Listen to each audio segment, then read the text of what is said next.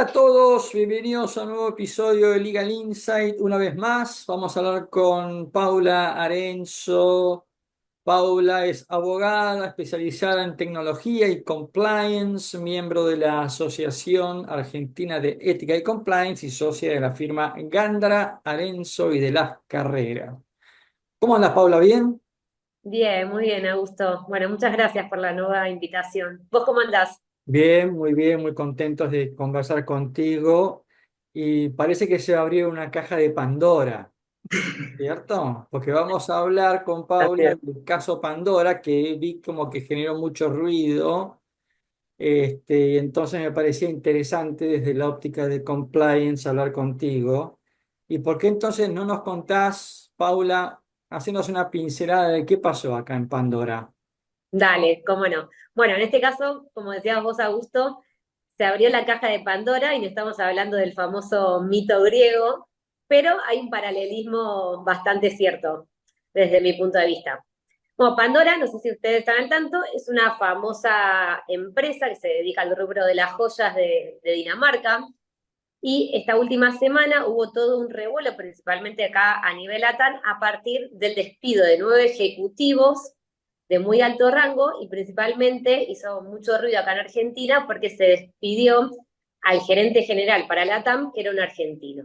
Ajá, ¿Qué fue lo que sucedió? Todo esto nace a partir, Pandora tiene unos viajes muy famosos que hacen con influencers, que llevan a Tailandia durante un par de días para, bueno, como todo influencer, para mostrar la marca y demás. Todo esto fue, parecería ser el disparador y lo que abrió esta caja de Pandora, que no tiene nada que ver con los influencers, sino con el accionar de los ejecutivos de parte de la empresa, donde se empezó a cuestionar desde el lado ético y legal y financiero los recursos corporativos y determinadas decisiones empresariales que se estaban tomando por parte de estos ejecutivos que no iban con las políticas de la empresa. ok. Y además imagino que en algún punto, una suerte como de choque cultural, ¿no? Porque estamos hablando de una empresa, ¿son dinamarqueses, noruegos? Sí, Claro, ok, que son muy austeros, estrictos y con normas de ética muy elevadas, ¿no? sí, se ve que este viaje lo que hizo fue como un disparador de algo que ya se venía, de un actuar que ya se venía replicando, porque se habla de sobrefacturación en marketing, donde esto siempre iba a impactar desde el lado financiero, desde el lado contable, porque se empiezan a generar facturas que no tienen nada, que no se condicen con la realidad de ese gasto, Mm, relaciones poco claras con los proveedores. Sabemos que los proveedores y las relaciones son muy importantes a nivel compliance, a nivel regulatorio y legal dentro de una empresa, como por ejemplo se hablaba de que estos viajes eran arreglados con empresas de viajes que podrían ser de amigos o de un amigo muy cercano al gerente general de la TAM. ok. Entonces, ahí tenés un conflicto de interés. Cuando vos empezás a contratar proveedores que son de tu círculo íntimo, e inclusive después se genera una sobrefacturación. Entonces, se va generando toda una cadena cada vez más compleja, ¿no? Gastos personales cargados a las tarjetas corporativas, sabemos que eso, por lo general, las empresas dentro de sus manuales, sus políticas lo tienen prohibido. Una cosa son los gastos que yo realizo por el viaje corporativo y otra cosa es que empiece a cargar todos mis gastos personales e invite, que es lo que decían también, la invitación, una supuesta invitación de familiares de estos ejecutivos a estos viajes corporativos. Entonces se empezó a dar toda una serie de irregularidades que eso desató una investigación interna, porque acá esto es todo a nivel privado, acá no tiene nada que ver en un principio el Estado, a Eh, nivel interno desde Dinamarca, bueno, que abrió esta famosa caja de Pandora.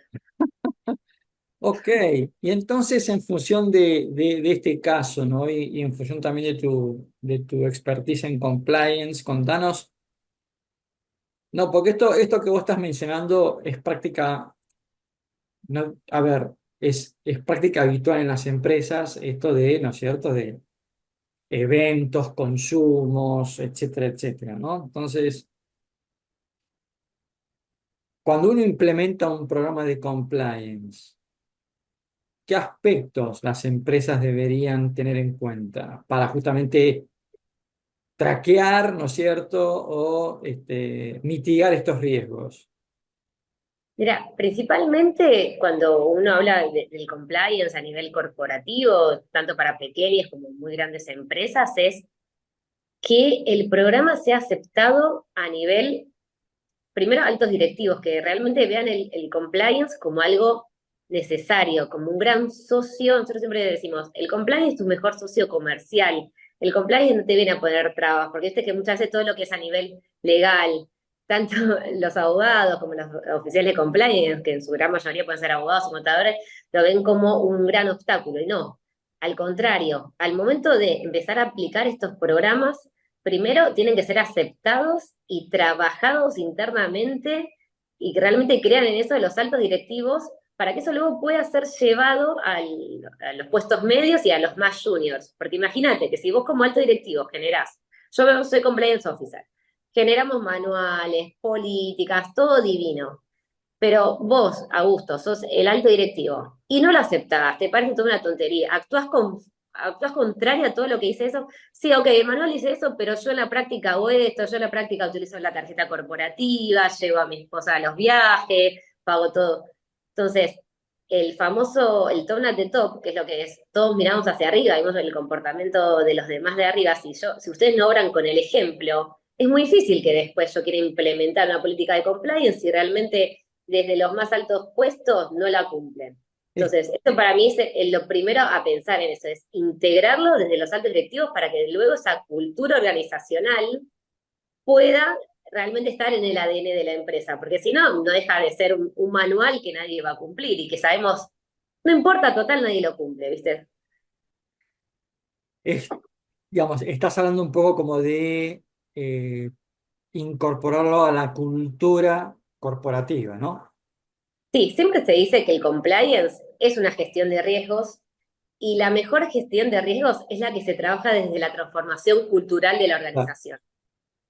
Entonces, donde todos, no importa nuestro puesto, entendemos lo que la compañía quiere y cuáles son sus valores. Entonces, vamos a buscar actuar todos de manera similar. No es y, algo inmediato ni a corto plazo, pero es algo que se tiene que empezar a trabajar y por eso siempre tiene que ser muy dinámico el rol del compliance o de las personas que están encargadas del mismo a nivel interno.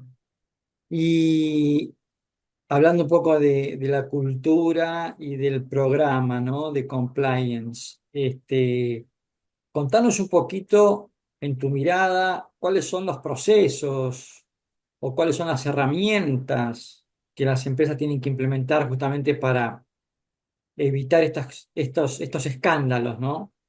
Sí, porque la verdad son escándalos que realmente repercuten en las empresas en un todo. Bueno, primero, para mí algo que es muy importante es brindar capacitaciones a sus empleados, pero que sean capacitaciones no genéricas, que no sea tomado uy, en un taller aburrido de compliance, un taller regulatorio, sino que entender, bueno, qué necesita esa área, cómo se lo puedo, cómo se lo puedo dar a entender, cómo lo podemos trabajar. Hoy en día, por ejemplo, está muy estudiado que nosotros los adultos aprendemos más desde lo lúdico. Entonces, bueno, ver de qué forma podemos generar algo más lúdico para que se puede incorporar. Eh, Eso para mí es algo re importante y que estas capacitaciones realmente terminen sirviendo y que no sea, bueno, checklist anual, cumplir con la capacitación.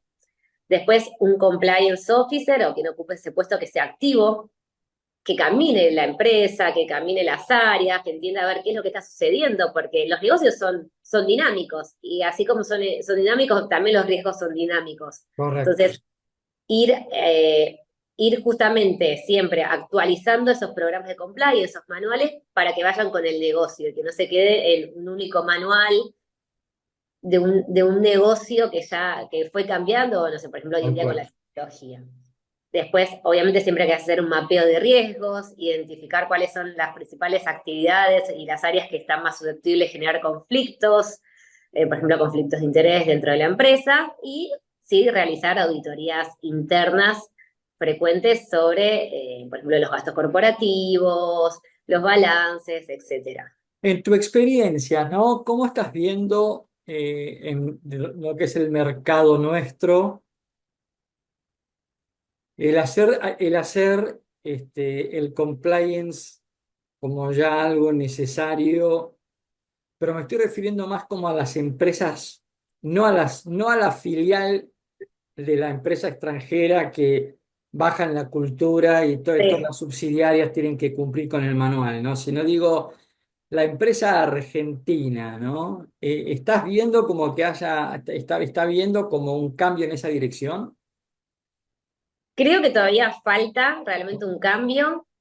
Lo está viendo en aquellas empresas inclusive donde el cambio terminó siendo obligatorio, pero para mí todavía realmente falta, inclusive donde es obligatorio, como por ejemplo a partir de este año, si estás al tanto, a partir de marzo de este año, por ejemplo, todo lo que son los proveedores de servicios activos virtuales, que son los conocidos exchanges. Ujú. Acá en Argentina, por ejemplo, una de las obligaciones que tienen ahora es de tener un oficial de compliance. Entonces, se volvió obligatorio el rol o tener ese puesto, alguien que lo cumpla.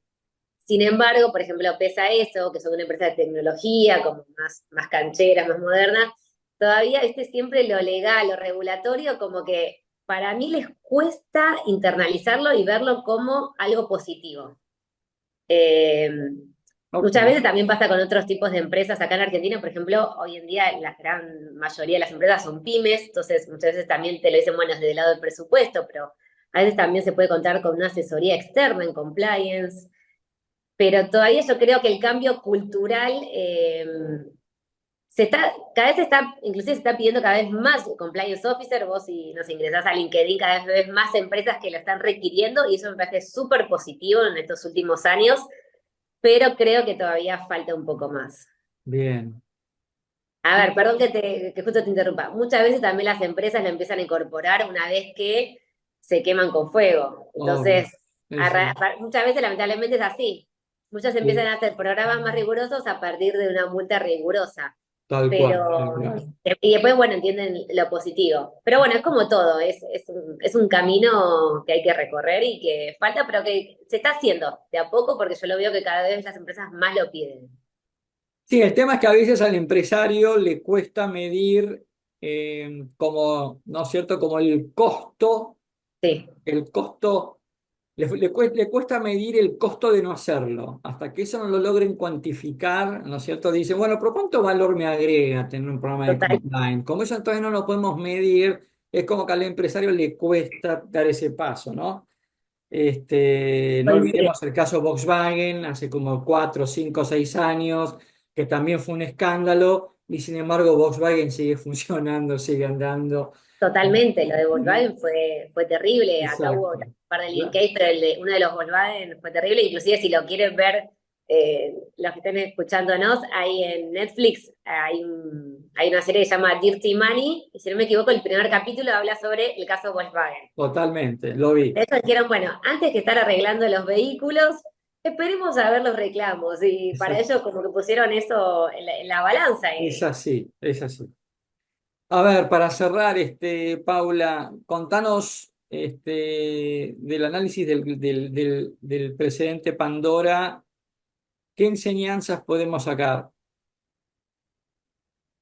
Bueno, a ver, para mí las enseñanzas, las principales es como veníamos recién hablando, integrar los valores éticos en la cultura corporativa, que no sea entender que no es solamente vamos a cumplir con la ley y con el marco regulatorio, sino promover la integridad y los valores de la empresa, que sea como el estándar de la empresa, buscar lo que sea su ADN y que vaya tanto desde los puestos más altos hasta los más juniors.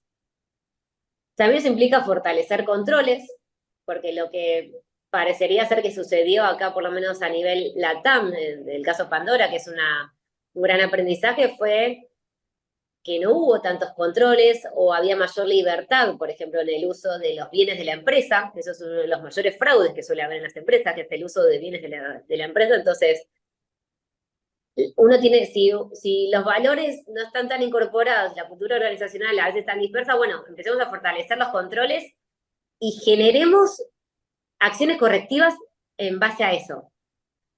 Porque también lo que pasa muchas veces es que se fortalecen los controles, se realizan muchas investigaciones, pero después todo queda medio en la nada, entonces Mm. también eso para los empleados le genera como mucho ruido, como bueno, al final pueden hacer lo que quieran, hay investigaciones, pero después no hay consecuencias. Claro. Y por último, la comunicación clara, eso siempre es importante, que es hablar sobre las acciones correctivas a nivel de la empresa, cuáles son las políticas que se van a adoptar.